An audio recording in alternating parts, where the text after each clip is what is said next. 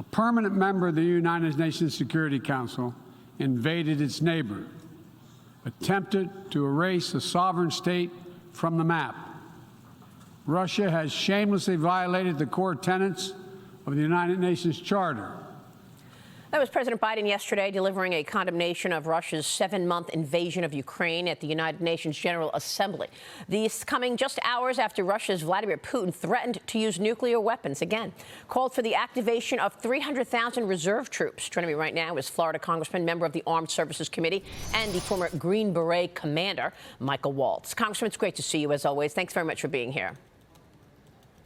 Yeah, thanks, Maria. First, assess what you heard from Biden. Where are we, and your assessment of what Putin is trying to do now, bullying the world, taunting us with nuclear weaponry?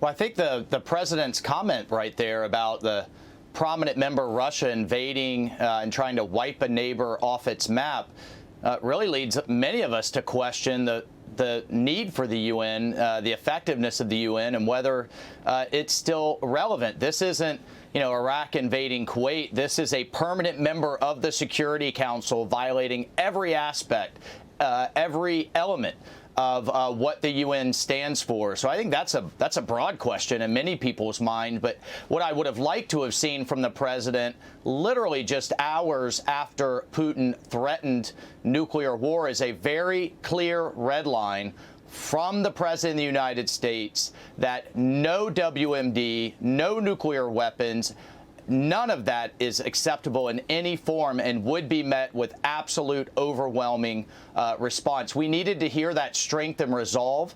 I certainly wanted Putin to hear it loud and clear because I do worry as the Ukrainians shift momentum and are successful that he may go to his escalation doctrine. And we need that strength and resolve for deterrence right now. Yeah, but Congressman, I guess instead, what the State Department did was issue a visa for Minister Lavrov to come to America, get in the country, and go to the UN meeting. The State Department also issued a visa for the head of Iran. What is going on? We're issuing these visas, and then there you have Biden saying that the U.S. will not allow Iran to acquire a nuclear weapon. Really? Then why are we getting into this deal? Iran's president insisting that his country is serious about reviving the 2015 deal, and yet you've got, the administration going around Congress to try to get the U.S. back into this deal and giving these people visas. Well, I know, by the way, Maria, the Supreme Leader and his inner circle, all of their kids have visas because they're studying at Harvard and Princeton and, all over the United States. So this is an ongoing issue that we've been working on for years now. However, in this regard to the deal, that's why Senator Joni Ernst and I just introduced legislation that basically says if you're going to hold Americans hostage, if you're going to try to assassinate American officials, if you're going to wound American soldiers through your proxies, as they just did a few weeks ago in Syria, I don't know, you don't get billions in sanctions relief. Yeah.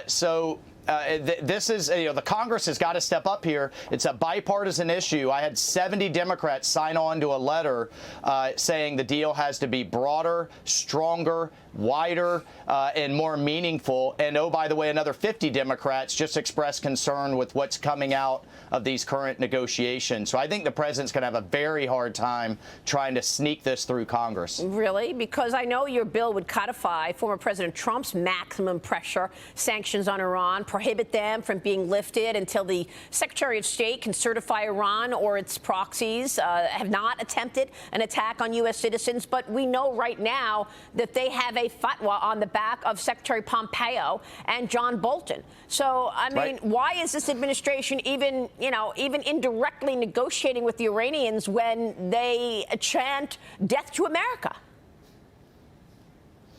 Because they want a deal at all costs. I asked a recent briefing from Biden's negotiators, what would the Iranians have to do? How bad would they have to behave? How many Americans would they have to kill and threaten to attack for us to walk away from this deal? And they basically said, we have to have a deal. The Iranians know it. That's why they keep moving the goalposts and raising the stakes, because they believe they can get more and more and more from this administration. That's why this bill with Senator Ernst needs to codify these sanctions. And one more thing, Maria, part of these negotiations, what we're hearing is that the Iranians are worried some future administration, Trump, Republican, Democrat, anyone else, will back out of this deal because it's bad for America. The Biden administration is trying to tie future administrations' hands by giving the Iranians guarantee. It's unconstitutional and it's wrong. Congressman, it was a really sad state of affairs to watch Joe Biden on the stage at the UN, on the world stage yesterday. Did you see him wandering around? Look, we are seeing it. It's not something we want to talk about, but the CCP is seeing it. The adversaries of America are seeing it. Your thoughts on Biden's handling of China and this obvious unstable behavior that we've got from the commander-in-chief right now? This is him on the UN stage. I think the head of the UN saved him by talking to him so that he turned around and acknowledged where he was. You know, Maria, when we're on the world stage, we're all Americans, and I certainly don't. This isn't good, and this isn't time for any kind of partisan hit here. But look, you're right. The Chinese are watching, the Russians are watching, the North Koreans are watching, and you know, we have to do something about this. This is why they are on the march, and this is why 2024, 2022, these midterms are so consequential. Congressman, it's good to see you this morning. Our adversaries smell weakness. Exactly. Our adversaries smell weakness in this White House. And you said that right off the bat after the Afghanistan withdrawal. You said that the adversaries would be seeing that botched withdrawal and moving on. And it's exactly what's happening. Congressman, thanks very much for your leadership. We'll talk soon. Michael Waltz joining us this morning.